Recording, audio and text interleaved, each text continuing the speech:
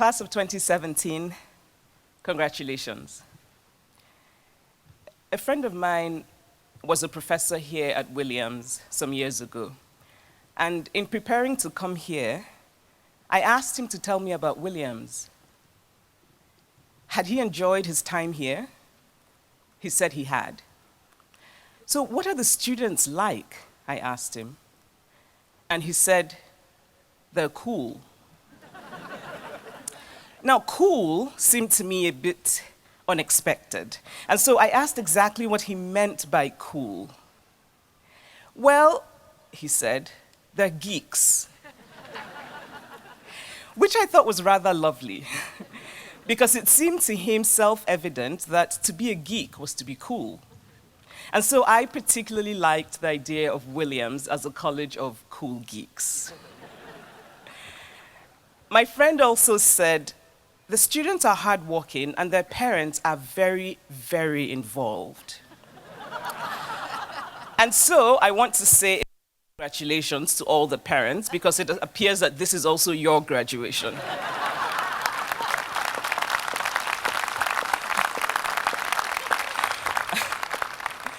And congratulations to uncles and aunts and grandparents and all the other wonderful permutations of family here.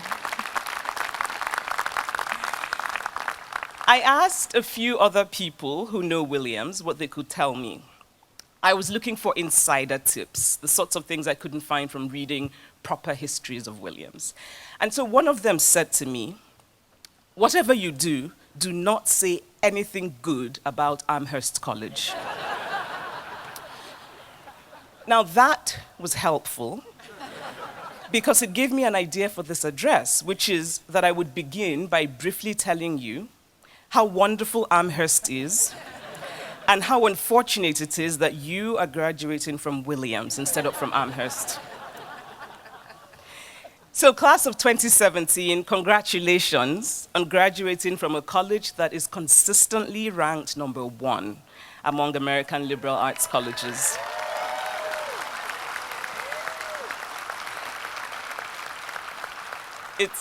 It's impressive and terrifying. I read somewhere that graduating students never remember their commencement address.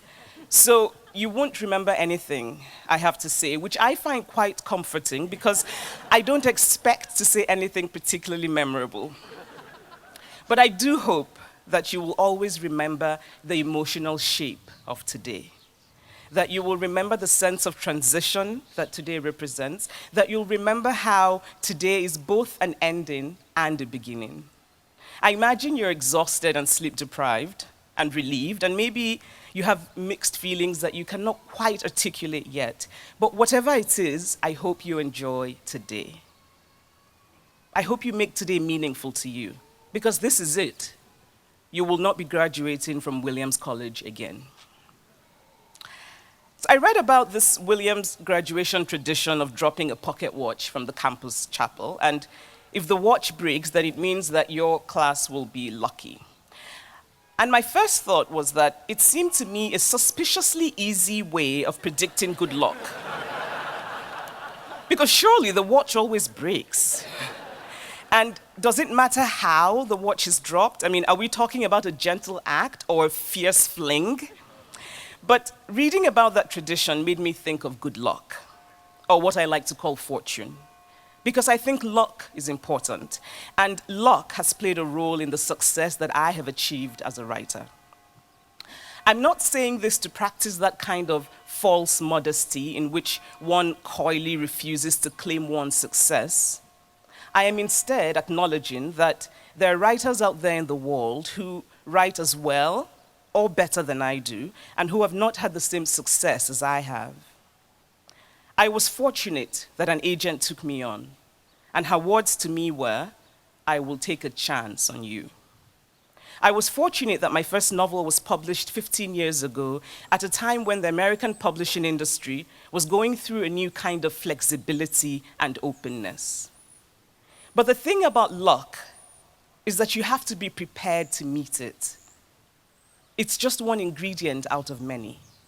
Sometimes you have to nudge fortune a little, sometimes badger fortune, and keep trying, because luck is never enough.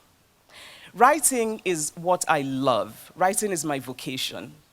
Had I not had the good fortune of being published, I would be somewhere completely unknown, but I would be writing. And I would also be doing the two things that I consider the essential corollaries of writing: reading and dreaming. But I made the decision to be published. I did the research. I wrote and rewrote stories. I sent out manuscripts. This was in the late 1990s, before email became common.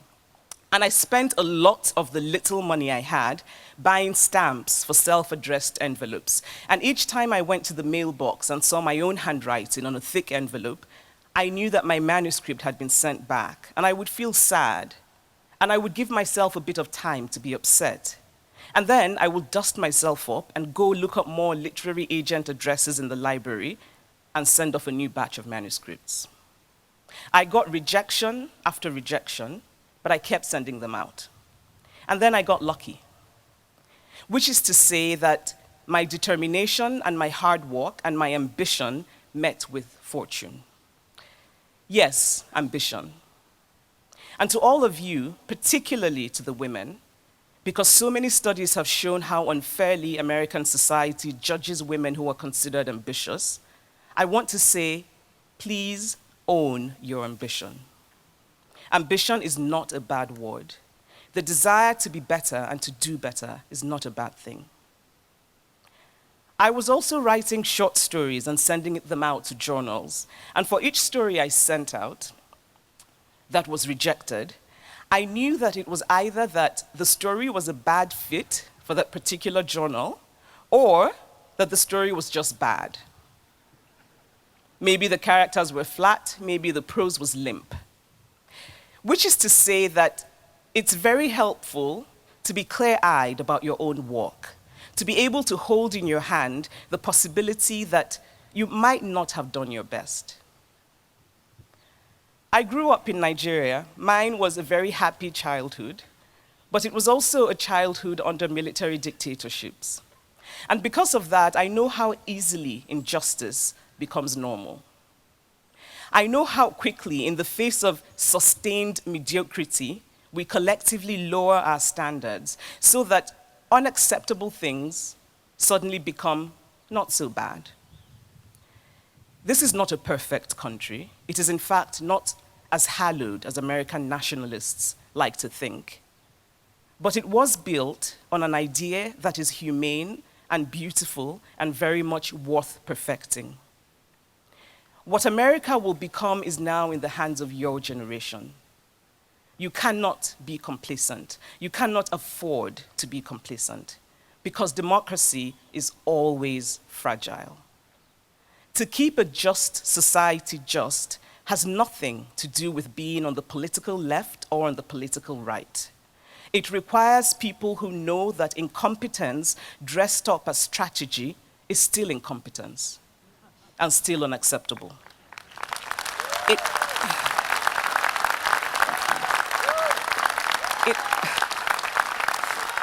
It requires resilient and resistant people who believe in the true idea of America and in the idea of truth and in the idea of just laws, and who will constantly and consistently take a stand.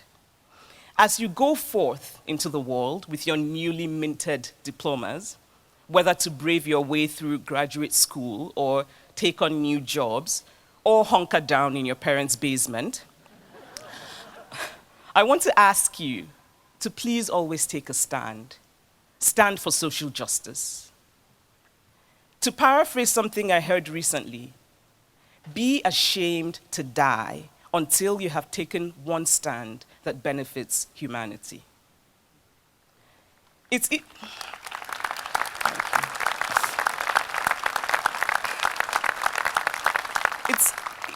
easy to talk about social justice, especially now in this age of hasty hashtags on social media. Which brings me to social media.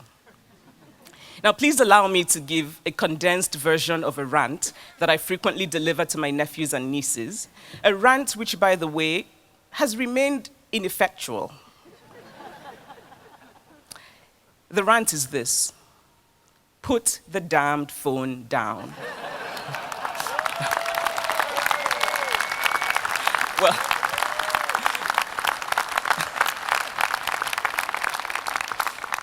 Well, at least for a few hours a day. Read a book, talk to other human beings. And when you do pick up the phone again, before you tweet or Snapchat or Instagram, call your parents.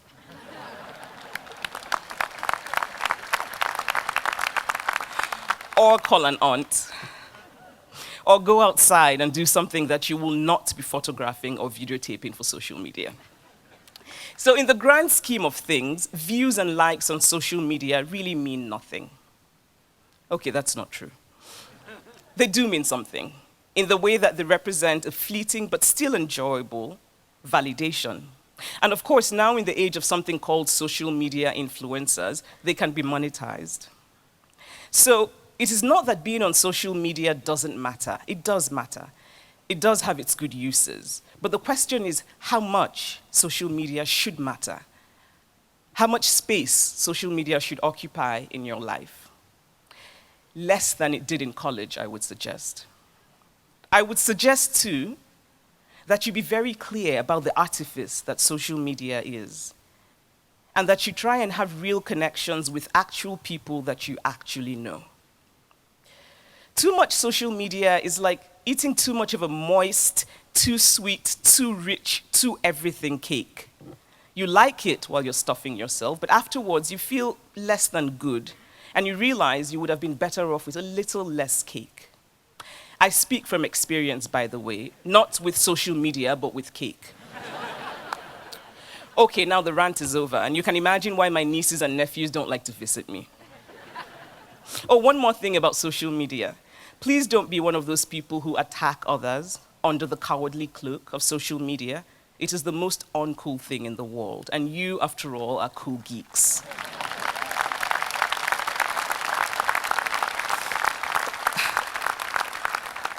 But back to social justice.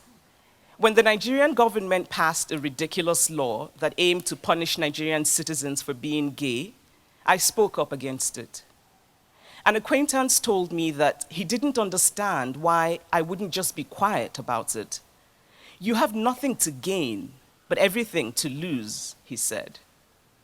But I did have something to gain. Living in a just society is a huge gain, not merely in moral terms, although those are terribly important, but also in practical terms. Your productivity and your well-being increase if you live in a system of justice. You're better off if your fellow citizens are better off. When I talk about standing for social justice, I mean some of the obvious things, such as voting, helping others register to vote, calling your elected officials, actually knowing who your elected officials are, paying attention to local politics. And by the way, I'd like to digress a bit and implore all the political science graduates here to please change the structure of American politics. Please work to drastically shorten campaign cycles. Please work to remove the soul-destroying influence of money. Please work to make this democracy truly democratic.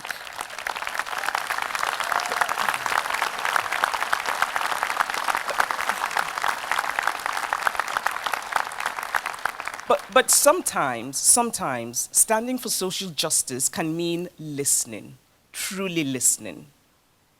Be open to anyone who does not wish you harm.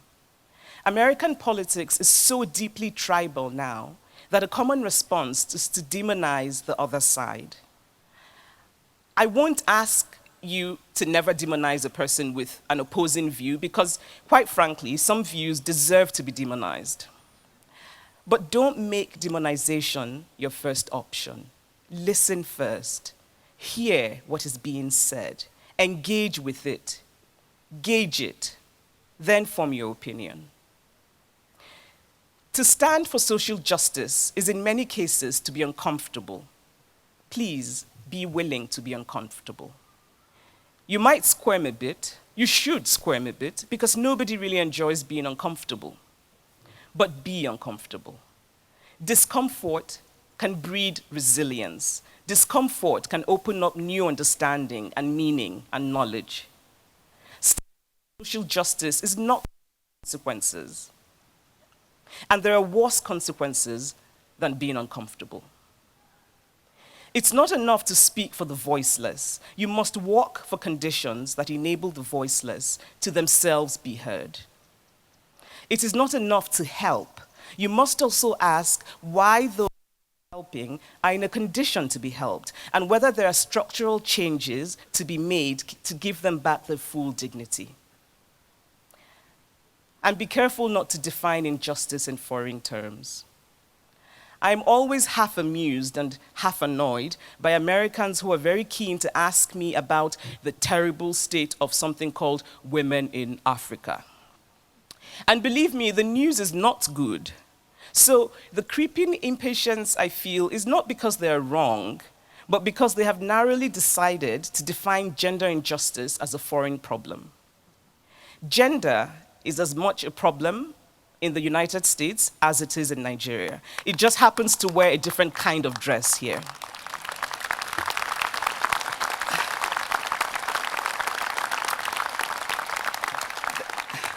More women die in childbirth in America than should for a country that is ostensibly the most powerful in the world.